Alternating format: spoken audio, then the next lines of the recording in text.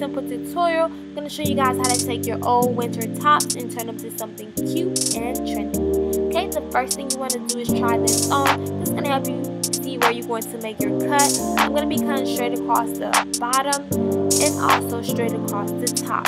So once you cut the bottom, you want to cut straight up the top. Be careful to not cut through the whole thing, just the top part of your top, if that makes sense. Okay, so now I'm just going to do a fold hem at the side. This is just going to help it give a clean finished look, and this is where I'm going to be putting my string. So once you pin that, you want to do the same thing to the other side. So you really should have something like this, and we're going to do a zigzag stitch all the way down, and we're also going to do the same thing to the other side. Okay, so once you get done with that, you're actually going to do the same thing to the bottom part. We're making the bottom hem, and this is just going to make it have a clean finished look. So I'm just doing a fold hem, pinning, and you should have something like this. Now I'm going to also do a zigzag stitch all the way down like this, just to give it a clean finished look. You can do whatever stitch you want to do. Okay, so now we're going to work on the strip and string part.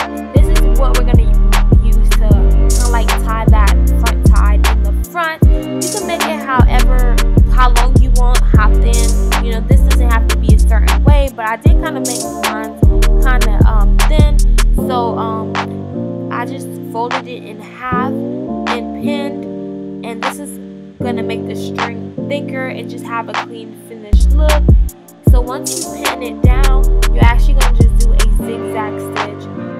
So once you get done sewing, you should really have something like this, 2 long strips that you're going to sew on. So now, time to add your strips or your string, whatever you want to call it. You can add it at the top or at the bottom or in the middle, wherever you want to add it. There's no right or wrong way to do this. So I'm just going to pin where I want to add my string or strip or whatever. You definitely want to try this on just so you can make sure you added it.